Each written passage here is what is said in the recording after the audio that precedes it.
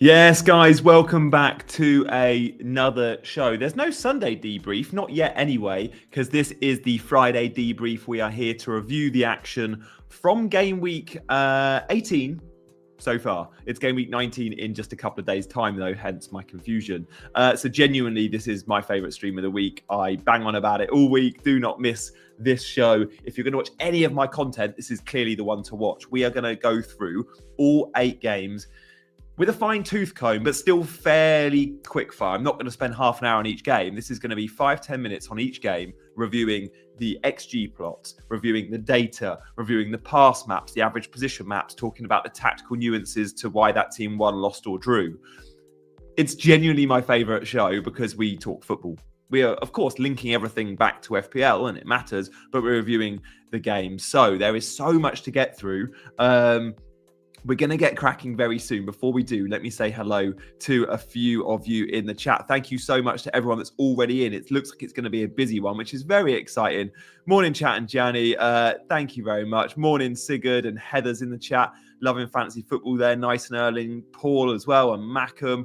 Mackham was at Borough yesterday, so yeah, I think he got some goals. Keith's in. As well from Australia. So hello guys, we are going to talk game by game. For those watching on catch up, I'm going to keep it focused. So if you've got questions in the chat, please make your questions to the game we're on and then I can address them. If they're not on the game we're on, I'll probably ignore just because I want to keep on focus. For all you watching on catch up, so hello if you are watching on catch up. And guys, thank you so much for the love over Christmas. I reached my target of 25,000 subs, which was awesome. If you do still want to subscribe, then that would be really, really appreciated. And thank you this morning for hitting that like button as well. FPL Toff says, morning, Merry Christmas, Gianni. Feels strange it's not being a Sunday and watching your stream. 62 points with Ryan Gabriel's play. There we go. Let us know if you are on a green or a red arrow so far. I'm guessing there's a lot of greens. There's a lot of greens, is there, so far? I'm just going to do a poll. Green or red? Let us know in the chat. So look. Sav's in as well. There we go. So look. Firstly, out of the 8 games, which one do you think is last in my running order? Oh, it's a bit like match of the day, right? I put together a running order. We do the big headlines first, and as the show goes on, we maybe get to the slightly less relevant games. Which game do you reckon is last in the running order? Get your guesses in. I'll flash a few of them up, and then we'll crack on going game by game and looking at some scout headlines as well. So which one is going to be the best Bruno replacement, by the way? We will get to Bruno. Bournemouth Palace says Toff. City says Keith. No, City needs to be early. City, we need to start talking about Phil Foden, ladies and gents, and I'm going to tell you why in just a second. 0-0. West Ham, Southampton.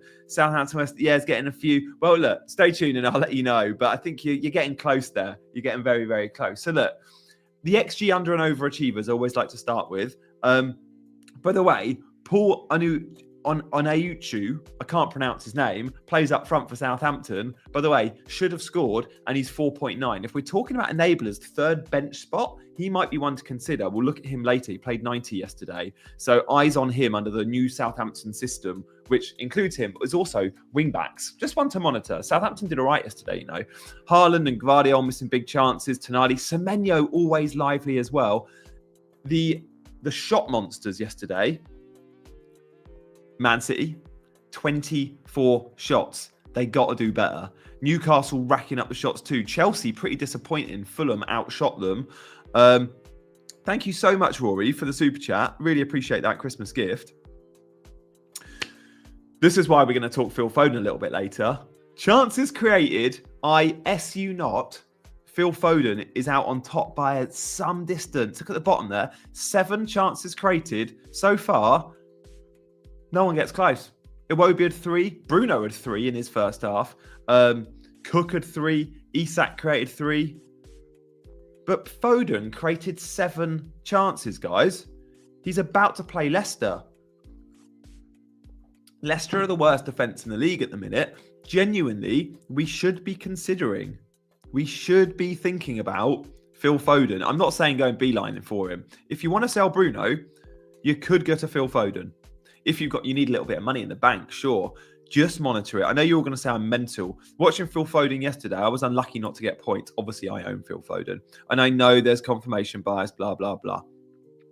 Yeah, in before Odegaard creates his 8 chances later today. Maybe you're right, man. Maybe you're right. By the way, 63% of you are on a green arrow. Delighted to see that. Delighted to see that. Yeah, Foden even got a bonus. Even got a bonus point. Without an attacking return in a 1-1 draw, got a bonus point. And he picked a yellow card. Yellow card. So look, the overachievers, by the way, of course, it's those that scored goals from low XG chances. Well, Mateus Cunha, take a bow, son, scoring from a corner. Gakpo, Gordon, and Dye, Ayew, Bernardo Silva, Palmer took his goal well. Again, isn't racking up the XG. So when we stop bigging up Foden, yeah, all right, we'll move on. Well, why not? Tell me who's the best Bruno replacement then. All right, maybe you can tell me later. Maybe it's Martinelli or Odegaard. But have you seen their Arsenal fixtures moving forward? It ain't pretty. It's great today. You've missed a boat now on Arsenal midfielders. What, are you going to go buy Jota for more minutes risks? You're going to buy Diaz for more minutes risks? Oh, should we all be buying Bruno and Ahmad because they play for United? Yeah, maybe it's Gordon. Maybe it is Gordon, by the way. I like Gordon very much. Gordon was one that, if you watch my team selection video, you'd have seen I had 5 players worth considering. Gordon was one of my 5. So was Bruno. Odegaard wasn't. Gakpo is listed as a forward, guys. Gakpo is a forward. You don't need to replace Bruno. He's only out for 1 week. Let's not forget, he misses the good fixture and is now back for the Liverpool game. I don't know if that's a good buy. I don't know if Bruno's a good own, by the way, at all. Did you watch Man United yesterday? Let's get to Man United and Wolves. Let's talk Bruno, shall we? Yeah, maybe end-to-end, although I think without Saka, they'll struggle. Look, we'll get to Arsenal in a sec. Let's do Man United Wolves, shall we? Because when Bruno gets sent off, it's pretty level pegging. In fact, if the big chance at the end, you take that away and the game finishes pretty equal. But Man United aren't turning up, guys. Man United are going to Wolves, even with 10 men. But the first half alone, like you're not even clocking half an XG. You're not going to score many, which is why Bruno isn't, I don't think, a great pick. We'll get to Gakpo and we'll get to Liverpool when we do the Liverpool game. We're going to keep game by game, guys. Comments from Man United Wolves will be brought up, but other comments from outside of this fixture won't be. We're going to go game by game. Every game yesterday will be touched on. So look, this is the average. This is the XG plot. Let's talk about the average position. Again, yesterday we saw Bruno and Ahmad front 3. That's good if you own them. Again, yesterday we saw wing backs. Again, yesterday we saw Yoro subbed at 60 minutes. Like Amorim loves a centre back substitution at the hour mark. Højlund got the nod over Xerxes. Look, there's no real events here. I still think Ahmad's the best United player to be invested in purely on value, but even he got subbed for Garnacho. Wolves, though, it's a shame their fixtures aren't great, but under the new manager, we are seeing, and at times we saw this under Gary O'Neill, a back 4, and at times we saw a back 5. Excuse me, drinking my coffee. The back 5 now looks set in place. He's playing Matt Doherty as a right centre-back and Semedo as a right wing-back. We've seen this a few weeks ago. How long do we hold Cunha for? Guys, we hold him until the ban. It's simple as that. We hold him until the ban. He will be banned. I have no doubt he'll be banned. He's been charged. The ban will come in, I expect, in the new year. But I think we definitely get this weekend. So we get Spurs away. We might get Monday the 6th. We might get Forest at home, but then it's Wednesday the 15th of Jan. I can't see Cunha being around in game week 21. By the way, he then plays Newcastle, Chelsea, Arsenal, Villa, Liverpool. It's a dreadful run, but the way he's playing, I don't really care about the fixtures. He's that good. But for Spurs and Forest, the next 2, I think we absolutely keep Cunha if we can. Guys, the last 3 weeks, Cunha's had a 9, a 9, and a 12. He's been absolutely gold for those that own him. Is Cunha a buy? No, because he could be banned at any point. If you own him, you do not sell him. But Cunha should be staying in our teams until that suspension comes in. Now, there is a big gap between game week 20 and game week 21. Game week 20 is the 6th of January. 21 is the 15th of Jan. In that time, I expect the ban to come in. Let's see. But my God, has he been good. The best thing about Cunha, guys, is when he scores points, goal or an assist, he's guaranteed 3 bonus. His underlyings are that good for BPS. So Cunha actually played sort of a midfield role yesterday. He was like number 8, number 10. He was silky in the middle of the park. He is everything to that team. You can see the average position. He's pretty deep. Strand Larson, a couple of goals disallowed, but they were offside. So look, Bruno, I think, is a sell. It depends how strong he benches this week. But unfortunately for Bruno, the good fixtures that you brought him in for, one of them was Wolves. Well, he blanked, -2 points. The other good fixture, I don't think a bad fixture at all, is Newcastle at Old Trafford. But then you get Liverpool. Like, he's going to be back for the Liverpool game, Liverpool away. Not a great run. Sure, in Gameweek 21, he's got homes against Southampton and Brighton, but I still think you could, honestly, I think you could sell Bruno. There's so many good mids performing at the minute. See how you shuffle your team. But players like Anthony Gordon, it depends how thick your bench is. Yes, someone at the FA has Cunha in FPL, maybe. It's not uncommon, though, to see a charge and actually the ban doesn't come until weeks or even months later. His price will be locked if he's banned. But look, if he's banned, it's likely to be a big ban. I think it could be a 5-match ban. Look at what Kudus got. It's a similar incident. So look, let's move on away from Wolves, and go to Chelsea Fulham. Guys, Chelsea Fulham. Who owned Cole Palmer? Who owned Nicholas Jackson? Anyone on Enzo or Raul Jimenez? Anthony Robinson in their 11, maybe? It's time we start taking note of how good Fulham are. We have to take, Is Jackson a hold? Laura, absolutely. I think he is. He was tidy yesterday. I thought he had a good game. He will see a lot of 75-minute subs, but we knew that when we bought him. Jackson is on 4 yellows. That's about to get wiped, so we're fine. We're fine on 4 yellows now, remember. Cole Palmer it seems to be in everyone's team. He took his goal so well. What we have to note about this XG plot is, yes, Chelsea had the stronger first half, but they were bad second half. Fulham were the better team. And as of course says, they've been great. Enzo is absolutely a hold. I own 3 Chelsea attackers. And honestly, we'll get back to this in a sec. This is the average position map for Chelsea. Enzo is playing really well.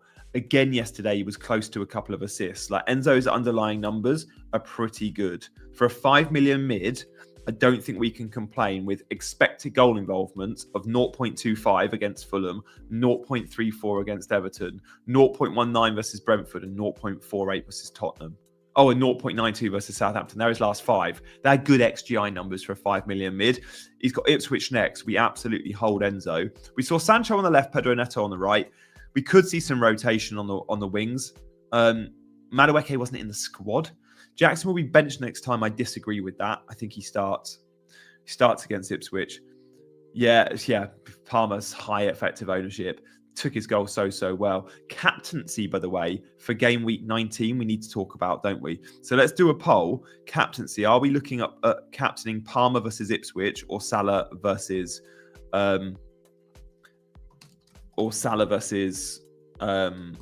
West Ham? What do you reckon, guys? I'm pretty torn on this one, not going to lie. Did Enzo play deeper? What happens is if Lavia's in the team, Enzo's slightly higher up. But Enzo still is like a number 8 because Gusto inverts and Enzo was ahead of him. So we still get a very good average position map from Enzo, from Chelsea. I do genuinely think Chelsea are worth investing in that attack still because the fixtures are so kind. But look, if we go back to Fulham versus Chelsea, what Chelsea didn't do very well yesterday was big chances. This shot map gives us the big circles for big chances, the small circles for small chances. A few big chances, but just not enough. And a lot of them, guys, this is unlike Chelsea, are actually set-piece threat, 0.72. The open play threat is quite disturbing that Fulham out-XG'd Chelsea by over double in open play. Emil Smith-Rowe isn't getting necessarily game time. I think he might have a knock, but will he come back into the starting lineup when fit? Yeah. He will. Mark, thank you so much for the super chat. I think you're good with Smith-Rowe. I think you keep patient because when we look at the Fulham fixtures, this is Robinson's fixtures, of course, the same. It's Bournemouth at home, Ipswich at home, West Ham away, Leicester away. That's a great run. As long as we think Smith-Rowe is going to be fine and back in the team soon, you absolutely hold him. And yes, you hold Jackson. Absolutely hold Jackson. Guys, if you're enjoying the show, there's 481 of you in. You won't believe how many have subscribed already today. From the 497 of you, it's completely fine. Like, I get stick because people say, oh, you're begging for subscribers. I don't like to do that, but genuinely, if you don't ask, you don't get. And here I am doing a stream because I enjoy it and I want to talk to you guys, but also I want to increase my subs. So I'll make no qualms about that.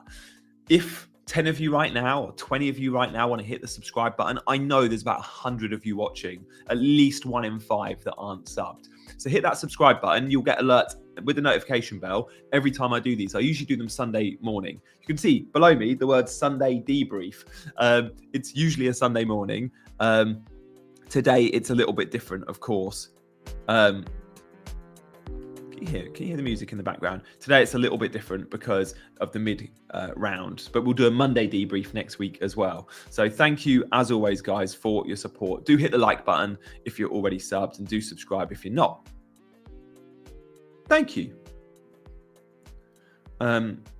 What's our like? Should we do a like goal? Don't know what our like goal should be. You guys can dictate it. Yeah, open play statistics is due to compact defences and fast counter-attack. Absolutely. And look, Chelsea struggled against it. Do you know what Fulham do? Fulham always, whether they win, lose or draw, they give the big teams problems. I remember going to the Etihad this year, really struggled City. They just give big teams problems. They set themselves up so well. They're good defensively, but they always offer something in attack. Like when you go, oh, they're good defensively, like in Everton, they give the big teams problems. They often don't look like scoring, and they're relying on a worldie like Ndai yesterday. Fulham actually have what it takes to go and cause problems to the back line as well as parking the bus well. And Robinson is absolutely one good option, guys. I mean, Robinson yesterday, he got the 6 point. He didn't get the clean sheet, but we're about to see a lot of 6-pointers. He will get some cleans. I'm on a green arrow. This show isn't about my team. My team selection, we'll talk about that. Harry Wilson on fire. He's getting the minutes, Harry Wilson, with Smith Rowe out. So look, this is how Fulham lined up. Adama Traore got a start. Look at that left-hand side, though. They played a back 3 yesterday, which you don't often see at Fulham. They went back 5, right? And Calvin Bassey, Anderson, and Diop all got the nod. And then it meant Robinson and Castagna were super high. This is good for Fulham. This is good for Robinson owners. Iwobi, Robinson, Bassey, that little triangle is where all the passing went. A lot down that left-hand side. Castagna got the assist. Raul Jimenez, I don't know if Jimenez starts the next game. I think Muniz probably starts the next game. Let's see. I mean, if you come on, you do your job and you get a goal, you would expect to get a start. Bassey nearly scored goal of the season. What a run. Honestly, I glanced at the screen as he was on that run. And I was like, is that Iwobi? Is it Adama? No, it's Calvin Bassey from centre-back. Unbelievable. What a run that was from his own half. So look, Fulham are good. Their fixtures are good. Other Fulham players I like. Andreas, if you're looking for a budget mid, maybe. I wouldn't go Adama. I wouldn't go Wilson. I don't think I'll go Iwobi, but he has been brilliant. It's Iwobi and Andreas. I'd steer clear of Jimenez now. But clearly, the buys in this team are Castagna, because he's 4.2 and Tete's out, and Robinson, because they're playing a back 5. Don't even go to Anderson. Well, you could go to Anderson. I just think you could go Castagna. The back 5 probably isn't here to stay. Not against opposition like Bournemouth, Ipswich, West Ham and Leicester. I reckon they'll play back 4 in all those games. Let's see. Chelsea we spoke about. Enzo's an absolutely hard keep. And Pedro Neto is the best wide forward at the club. I think. Liverpool, Leicester.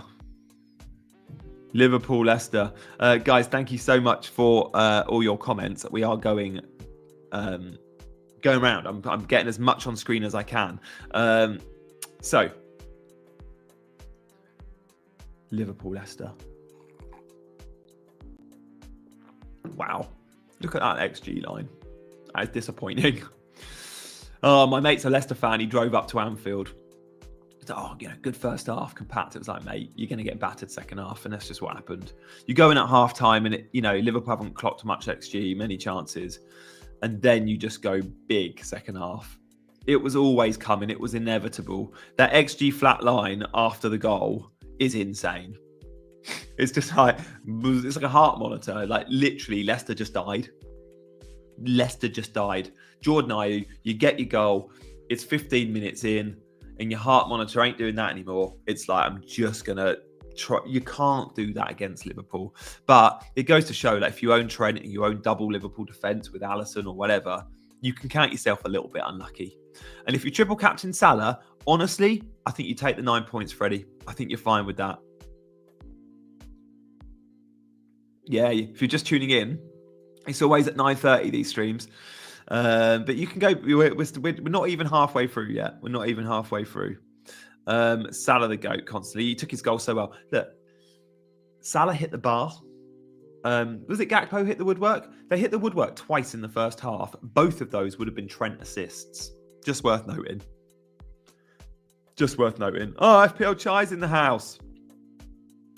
Hello, mate. Chai is absolutely storming it. I've not seen his team, but I know his players, and I know he had Bowen, unless he sold him, but I don't think he would have, not with that fixture. And I know he had Gordon, and there's no way he would have sold Gordon. So look, fair play, Chai. 2 differentials, absolutely bombing it. Cody Gakpo, my man. Let's just address this. Many won't get mine and Chai's sort of in-joke.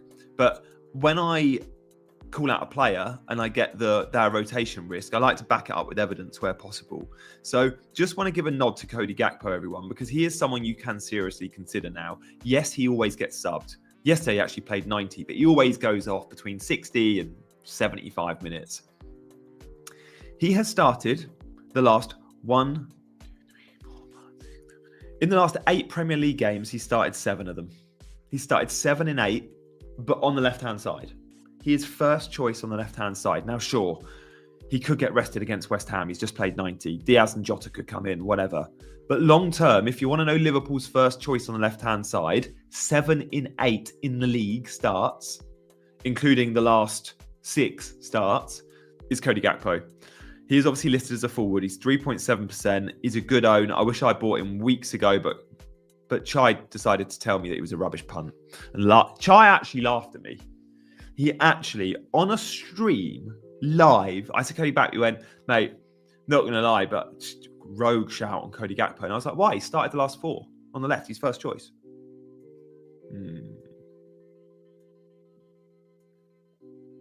9-pointer, 12-pointer, 9-pointer. Since I said that, thanks, Chai. I'm blaming you for my terrible season. That's what we do, isn't it? When you're frustrated, you can just blame others. That's what a lot do to content creators. Oh, it's Janny's fault that I bought Foden. Blah, blah, blah. No, we all have to make our own decisions. So it's tongue in cheek. Absolutely my call not to buy Gakpo. What Chai said was irrelevant because I knew he was wrong. I know he's chuckling away. Morning, mate. Hope you've had a good Christmas. Right, me and Chai, by the way, do a Sunday afternoon stream for Scout. So you can check us out every Sunday afternoon. Yeah, the Dutch link. Do you know what I mean, Giovanni? Do you know what I mean? So look, Liverpool, Leicester, it was a one-sided affair. Now let's get to Chai's other favourite thing, average position maps. So high up the pitch. When you see an average position map, usually it's like half the team are in their own half. Look how high Liverpool are and look how deep Leicester are. That is literally attack versus defence. That is a training ground drill. But it was pretty from Liverpool. Second half, they did really well. This isn't their first choice front 3, though. We're not going to see Darwin starting many games. We're going to see Luis Diaz. We're going to see Jota. We might see Diaz on the left a bit. Jota's going to surely be first choice, but let's see. He was a risky punt. Where's Haaland on the captaincy poll, G? Yeah, to be fair, I actually own Foden, and I genuinely am tempted to captain Foden versus Leicester. Foden versus Leicester. I mean, if you're just joining, guys, let me just give you the top line of the chances created yesterday. Phil Foden, 7 versus like everyone else on like half that. Phil Foden is clocking chances and I think needs a little bit more respect. But obviously I've been told I've got an agenda on Foden, so we should move on from Foden because I've already spammed everyone with Foden. But look, as Off Course says, 550 plus watching, do like and subscribe to _FPL Captain. Okay. Of course, is that your channel? No, who's FPL _Captain? I mean, do it because I trust what Jay says, but I feel like I should subscribe and I don't think I do. Foden under 9. We'll get to Man City. I'm sorry, I said I'm going to stick game by game. We'll only talk Liverpool. Salah does what he does. He hit the bar. If you triple captain Salah, fair play. Like, I think it was a perfectly good option. And I think you can take the 9. Like, I got 6 from Haaland when he clocked 2.4 XG versus Southampton. Like, I think it's fine. Boona's in the house. I love that Boona watches my Sunday debriefs today on a Friday. Paul, it's not on Foden to convert the chances. He created 7 chances. It's on the others. But we'll get to Man City. Let's just talk Liverpool. What's the front 3 against West Ham? Salah starts. I think Darwin and Gakpo probably both come out. It could even be Jota and Diaz, couldn't it? Let's see. I'm interested to see. I do think Jota has a very, very good chance of a start. And if you've punted there, because you were brave punting there, I don't mind it. I considered it. It was just the minutes were too risky for me. Trent is going to start getting clean sheets. Remember, Liverpool hit the woodwork twice yesterday. Both off Trent assists. I prioritised Trent over Isak weeks ago, and it's been a nightmare, but it is what it is. 3 safest Liverpool. They're going to have a double game week soon. It's the 3 on screen that Andy's mentioned. It's Alisson, it's Trent. Alisson is worth the money at 5.4. Leicester, let's not even bother looking at their average position map. Mavididi is the best player, clearly. Number 10, he did really well for the goal. This is the half space pass plot map. You rarely see over 100 passes in the half spaces, and Liverpool clocked 113. 54 into the box. Now, if you're passing balls from those spaces into the box, you usually create shots, create chances. Leicester with 2 into the box from those spaces. So, meh.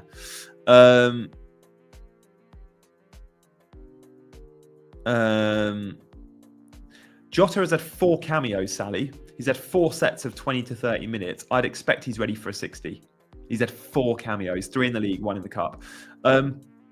We'll get to that in a sec. I want to carry on before I shout out my giveaway on some of the other games. So look, that's Liverpool, that's Leicester. Let's talk a little bit about captaincy then for game week 19. Is everyone going Salah? Can you give me some compelling arguments not to, or to go Cole Palmer? We do have a poll up. It's just between the 2. Haven't included Haaland because no one owns him. 77% of you are on Salah.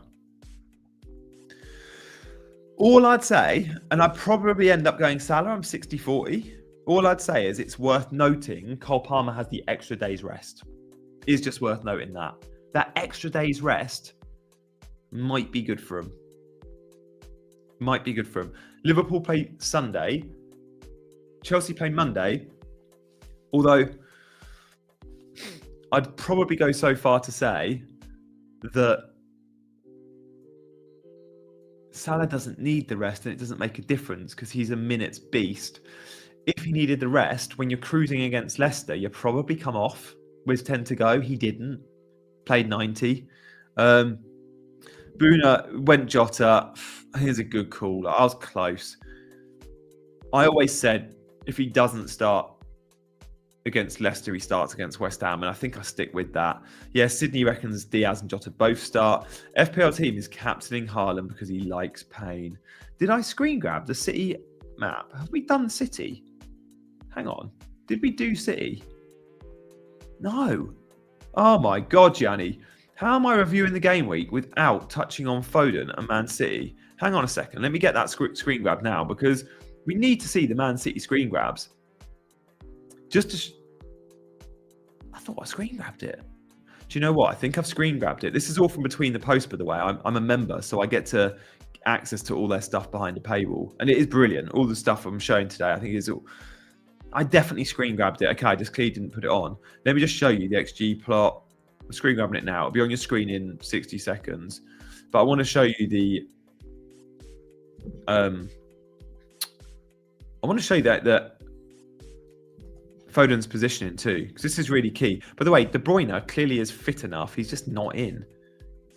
Here for it. It's better for Foden. It's not so good for Haaland, no, De Bruyne. We know that. History tells us that. But it is good for my boy Phil Foden, who I thought did really well yesterday. I think I was really unlucky. I mean, how does Bernardo Silva miss that? Honestly, Bilva, sort your life out going with the outside of the boot. You're 1-0 up. Your team's been so poor. You just need to go 2-0 up and make it safe versus Everton. And you go and completely fluff your lines with an outside of the boot effort. Sure, it would have been a fantastic goal, but come on. Right, here we go. Let's do Man City. It was sheer dominance. 2.47 versus 0.64. You have to put your chances away, though, and this is what City haven't been doing. Not a huge amount fell to Haaland, if we're honest, other than the penalty. And the big line there is the penalty. Haaland clocked an XG of something like 0.8, 0.9. And obviously 0.78 of that is the 0.82. 0.78 is the pen, right? So I think he had one other chance. But it's the same old story, and we have to remember. And Dye is an absolute baller. Brilliant from Everton. Brilliant from Ndai, getting him. He's better as the number 10. He's playing on the left because Sean Dyche doesn't have space to play number 10. 24 shots to 8. Open play 0.86. A lot was on set pieces. Obviously, the pen is included in that. But City simply have to do better.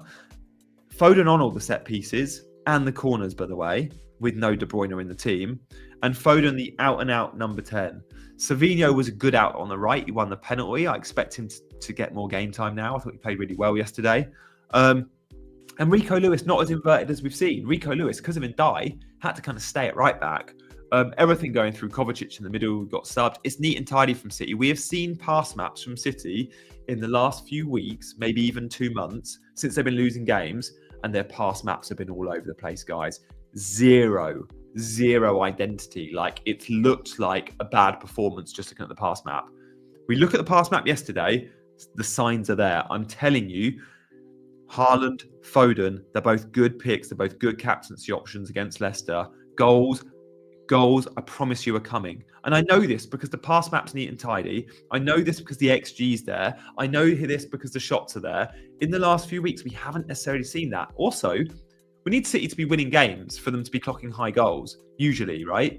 And the fact they're not conceding big chances, or they didn't against Everton, again, was signs for improvement. Yes, and Dye's goal was a world in.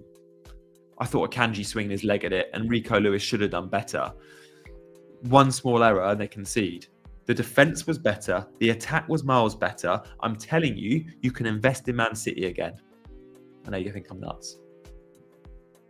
It's there. It's there. Tell me I'm nuts.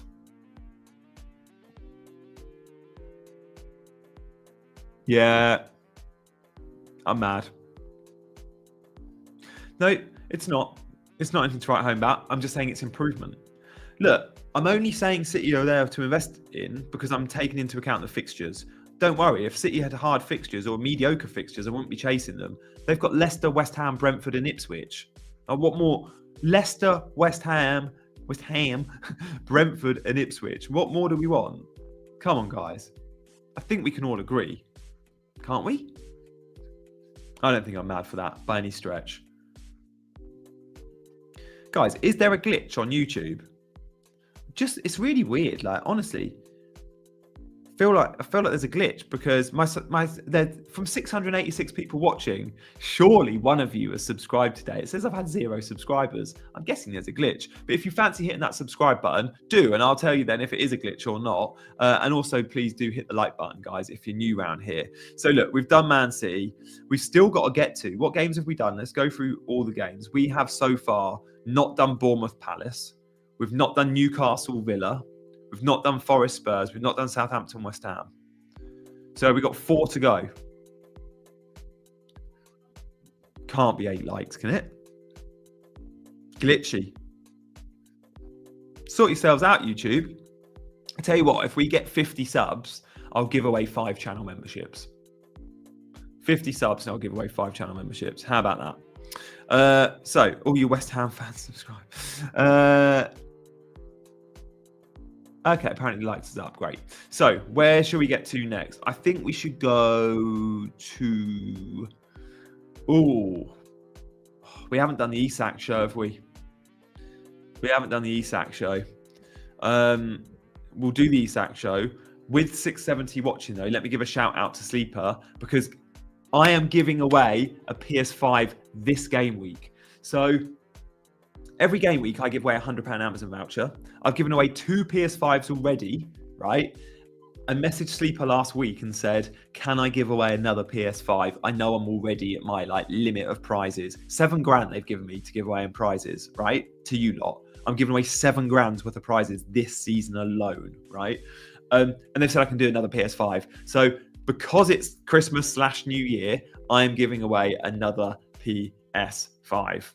Pretty cool, right? So in game week 19, the highest predictor will win a PS5. If there's a tie, we'll do a spin the wheel. All you've got to do is predict the outcome of the 10 Premier League games. Do you think West Ham versus Liverpool will be a West Ham win, a draw, or a Liverpool win? You get on Pick'em, you scan the QR code now, you download the app. It takes 20 seconds, literally 20 seconds. You join my Pick'em League, you enter, and you have a shot of winning the PS5. It's going to go to one of you lot, right? If you've won a prize already, Heather's in the chat.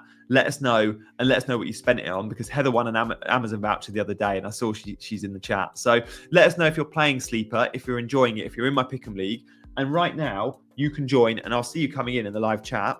So yeah, literally free money, free to play. So let's clock on with the games from yesterday. Newcastle Villa was a big one. The red card maybe ruined it. But look where the red card comes in, 30 minutes. When the red card came in, Villa had produced nothing. Fair, Newcastle had produced nothing. But Villa, it was bad. And that Villa defence, we don't ever slate the Villa defence. Why do we slate the Newcastle defence? No, why do we slate the Spurs defence so much and never slate the Villa defence?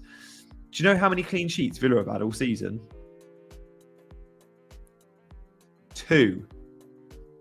2 clean sheets. We're halfway through. So, look, you can target Villa defence a little bit. And look, if you had Isak, fair play. If you had Gordon, what a goal. Similar to the Gakpo goal, but even better. 3.58 XG. The fixtures are there for Newcastle, aren't they? They're absolutely there. John Duran, obviously, now going to miss a couple of games. Dean's always the outlet. John McGinn was high. Morgan Rogers was deeper than normal, but that was a lot to do with the red card. He had to join the midfield. They had to sacrifice his sort of. They had to sacrifice their number 10. They had to sacrifice their flair. So, are Villa a buy? Nope. Are Newcastle a buy? Absolutely. And it doesn't even have to just be Isak. I think Lewis Hall has been a fantastic pick of late. Lewis Hall has had, in his last 3 weeks, a 15, a 7, and a 6. He's been on my bench for the weekend, but even clocked an XGI yesterday of 0.59. Proper creative outlet. We saw Livramento missing out. I think he had a bug. So Trippier came in. I think Livramento probably comes back into the team. He's been really good, and I think Trippier could be sold in January. Jacob Murphy running the team is good. What we've seen with Newcastle is now Tonali's the 6, Bruno's the 8, and I've called Bruno out. If you've watched this stream, I've told you Bruno's position has changed, and he's actually quite good now in terms of FPL, getting points again yesterday. So the positional change has been key. Bruno now the 8, Tonali the 6. And also, Gordon always on the left. Because we saw Harvey Barnes get a few starts, we've seen Gordon having to play on the right a bit. Murphy on the right, Gordon on the left. It's good for Isak. Bruno in the 8. Isak is a hard buy. If you can possibly wait a week. It's not an easy fixture. I know we joke about Man United, but going to Old Trafford's not going to be easy. Excuse me. Sorry, gang. Should probably mute myself. Spurs away isn't... Man United away, Spurs away. They're both good fixtures. They're not great fixtures. I'd argue Spurs away is easier. So you could wait a week. But then after that, Wolves at home, Bournemouth at home, Southampton away, Fulham at home. Guys, we're all going to feel like Isak's must-have territory. It's very, very soon. I am tempted to... I don't want to be taking hits for Isak, but I will be getting to Isak very soon. I know I will be. Mark sent a super chat. Thank you, mate. Festive greetings. I bought Semenyo in game week 15. Okay. The XG is all there, but if you can go up to Gordon, you do it, Mark. You get a much better asset. Double up on them. They're fine. They're a good team to double up on. And Newcastle could trash United. Yeah, fair. Well, number 2 did Cunha to Duran. I did not know that. So, yeah, thank you for the super chat, mate. I think you definitely go Gordon. Watkins is an option again, but really, Jackson and Isak are much better value, or much better players. FPL players. I know, all on my bench as well, man. I benched Matt Sells as well. So, look, Bournemouth Palace, let's get to that one. Draw was the fair result. But Semenyo, back to the super chat question from Mark. Semenyo was ex-lively again. 18 shots to 11, by the way. What both these teams did, what's the common theme here? Can anyone spot it? Looking at this plot map. What's the error here? Why didn't we see goals? Come on, let's get your guesses. Why didn't we see goals from this plot map? Oh, I feel like a school teacher. Look at the XG shot map here and the size, and well, look at the bubbles. Why was there no goals? Long shots, but also not just long shots, low XG shots. That's the problem. When we look at shot maps, we want to see, yeah, both teams quite good defending. But yeah, Paul, you've absolutely nailed it. No big chances. I don't want 18 shots, Bournemouth, and no big chances. You have, like, when we look at a Brentford, when we look at a Brentford, for example, they might produce 10 shots a game, but they'll always clock 3 big chances. And that's the problem here. That's the problem here. So the shot maps, they're not always worth looking at. But, you know, take Chelsea Fulham. Again, Chelsea, they only scored 1 goal. Not enough big chances there. Not enough big chances. We look at Man City yesterday. Actually, they did clock some big chances, but actually, no, they didn't. That big one's the penalty. The big one's the penalty. So again, low scoring game, low XG chances, right? Chelsea Fulham, low scoring game, low XG chances. Fulham actually had a couple of big ones and they were goals, okay? Bournemouth Palace, low scoring game, low XG chances. This is why XG is so good. It gives us a great indication. It really does. And it helps us spot patterns for the future. That's why Brentford at home, you know they clock 3 big chances a game. You can invest in Brian Mbeumo when he's got a home fixture, for example, okay?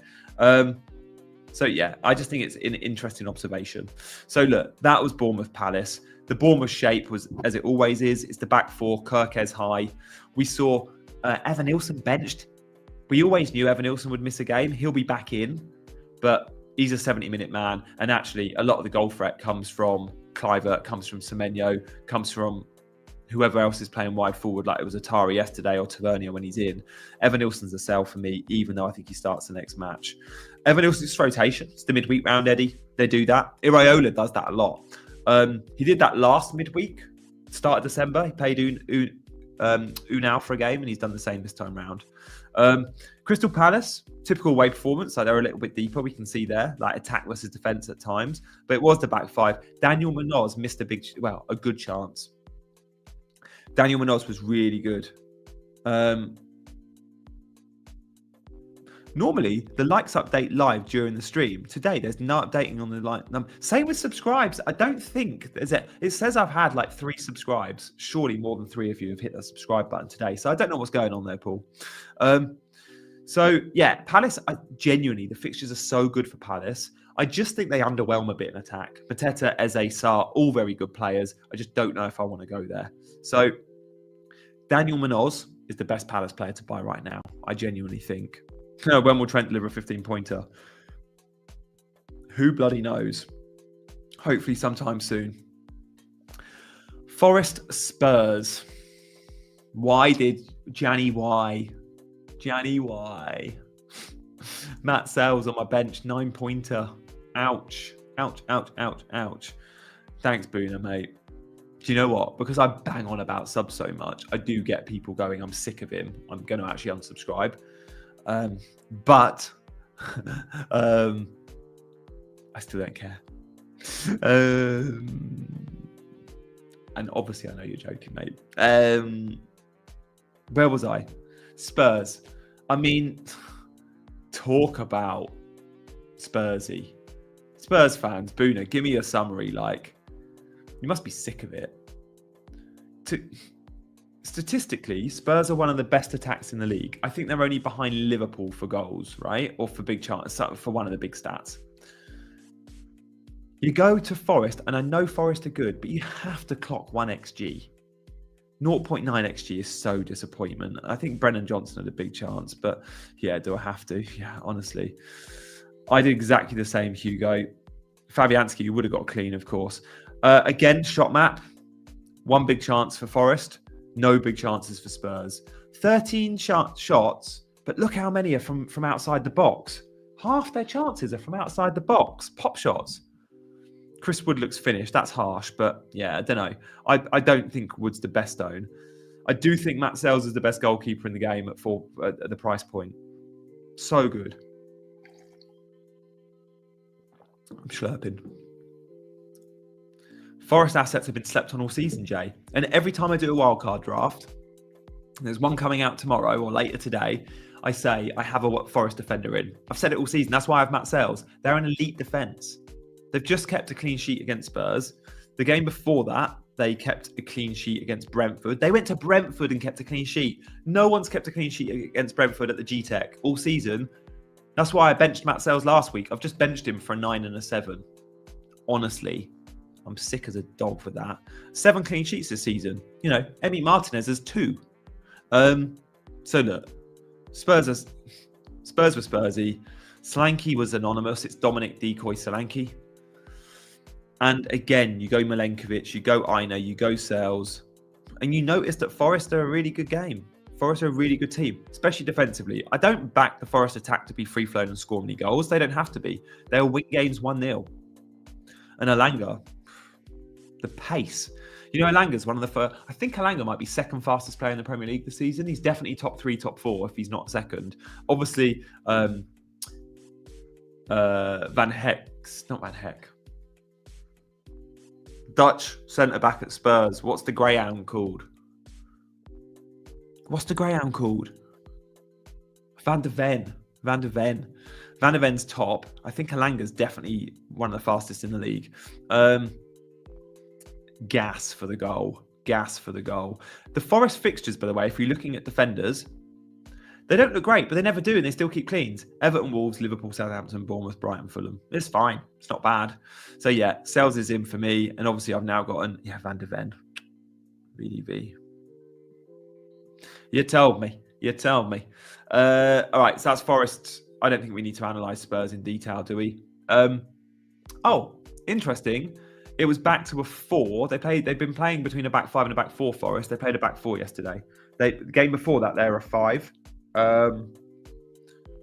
Doesn't matter too much. Aina and Williams are good assets regardless. Aina the better option, but just go safe and go. I think genuinely for goal threat, I think Milenkovic is the best. I think he's better than Aina. I know Aina's got the more points, but Milenkovic I think is the best buy in the Forest team right now. Closely followed by Aina and Sells. It's all in the back line for me. Gibbs White, great performance. Slightly higher up the pitch, Gibbs White. He played number 10. Last time out, he played as the number 6 when they played the back 5. Spurs, Brennan Johnson high and wide. Kulu the best player for them, as always, and played the number 10. And it's Dominic Decoy Solanke. By the way, Dragerson is now injured. Spurs do not have a fit centre-back. Oh, and Jed Spence got sent off. I mean, if Isak plays Spurs without any centre-backs in 2 games' time, by the 4th of Jan or whenever it is they play, Isak's going to have a field day. Isak is going to go nuts. You can captain Isak versus Spurs in two games' time. Southampton, West Ham. Unlucky Southampton. What I'm going to say about Southampton is they were actually really unlucky yesterday. 2.29, and I just want to take note of what they look like. So you'll see there the name Paul Onuachu, right? A kid.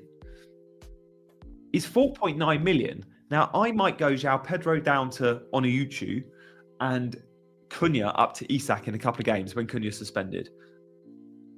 Yeah, Cunha's got Spurs next. Exactly. Yeah. Definitely keeping Cunha for now, obviously.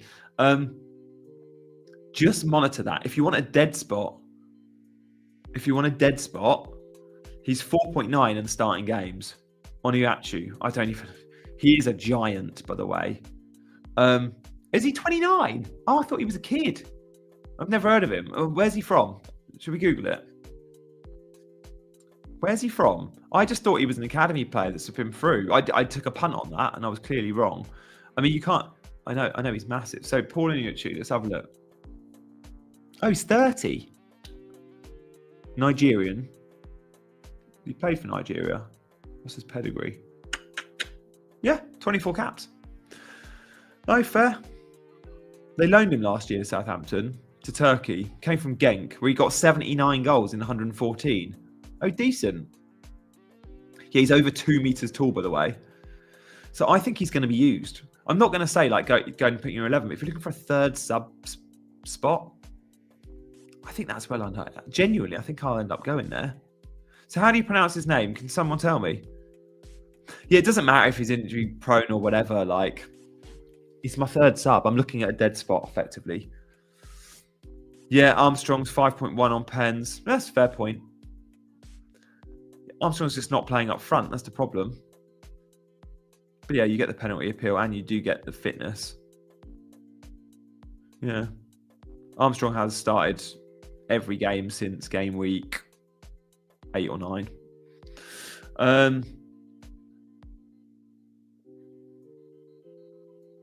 Yeah, he was a handful against Liverpool. That was when I first noted him. Onuachu. Thanks, Emmanuel. So yeah, just wanted to note that. Like, Adam Armstrong is a left winger now. Any Fabianski news? I don't know. It didn't look good, and it was a concussion sub. They actually used a concussion sub, which means he definitely can't play the next game, right? It was concussion. You've got to give it 7 days. So Fabianski is definitely out. I'm pretty sure it's a concussion sub. By the way, Southampton playing with wing-backs now with the new manager. Walker-Peters was high. Walker-Peters was tricky as well. It's just such a shame. Yeah. I don't want an active spot ideally, but I do want Isak. And the only way I can get Isak is by having an inactive spot. If I keep Jackson. What do we do? I think there will be better Southampton. Yeah, Sugawara was good as well. Would you go Sugawara or Walker-Peters, Freddie? Freddie's our resident Southampton fan. Freddie, you need to update your membership. You've not got an emoji by your name, which means you're not paying your membership for the WhatsApp group, which is completely fine. Like, we all forget all the time, and I know you have to actively do it, but just a fun observation there. I'm sure loads in the WhatsApp group aren't. I don't police it. Onuachu. Sugawara by a country mile. All right, I'll appreciate that from those that watch Southampton more closely than me. The average position's the same. They get the ball the same. They see the passing lines are the same. West Ham, by the way, it's just a Jared Bowen show. And again, he feeds off scraps and he gets a goal from a scrappy knockdown. You're on a different device. Fair play. I should never have doubted you, mate. So yeah, that was Southampton. I mean, look, let's give a nod to the games later today. How do we see him going? I think we're all there with a big Arsenal win. I think Brighton-Brentford's going to be a bit of fun, though. I'm up for that. Brighton-Brentford should be fun. Let's see how that goes. Yeah, that was loads of fun. Guys, I've enjoyed today's show very, very much. As a nod, though, before you go, if you're not already in with a shot of winning the PS5, it's just such a gimme to do it. Like, every week I give away a prize. I've just given away a £100 voucher for Gameweek 18, or I will be off the back of today. Gameweek 19, I'm doing a PS5. I literally went to sleep, a cap in hand, and said, can I do more PS5s? Because we have such a good response every time we do one. So they said yes. They've given me another PS5 to give away in Gameweek 19. There's no strings. If you don't want the PS5, we do an Amazon voucher for the same value. So in your country, depending on where you are, it might be $400, it might be £330, whatever. I'll send you an Amazon voucher for the same value, or a PS5. I can see who's joining the chat right now. So we've had, since we've been live, we've had Patman join, Willip, Duhan, Psychic, Fanny Doxo, funny handles. But yeah, you've got to just predict the outcome of the 10 Premier League football matches. It's that simple. So yeah, there's a link in the description. You can scan the QR code, literally no strings. I think you'll love Sleeper. You'll love my Pick'em League. And every week I give away £100 minimum. Season-long prizes, Matt, but if you're joining now, you're not going to win the season-long prize. Guys, thank you so much for watching. I'm going to have a wildcard video out later today. I'm going to do a wildcard draft just for those, whether you're on wildcard or not. Remember, this is the last time you can use your wildcard before it goes. If you've still got it, you've got to use it. So we're going to do a draft. But regardless, it's good just to see what players you might want to target for the next sort of batch of games. So the wildcard draft, I think, is a really cool observation and good video to see. So guys, thank you for watching. See my wildcard video out later today. My team selection will be out tomorrow. Keep your eyes peeled for that. Thank you for watching, and I'll see you again on a Monday debrief next week, as well as, of course, a deadline stream before that. Thank you guys for spending your Friday morning with me, and I'll see you again for that wildcard video later today. Bye-bye.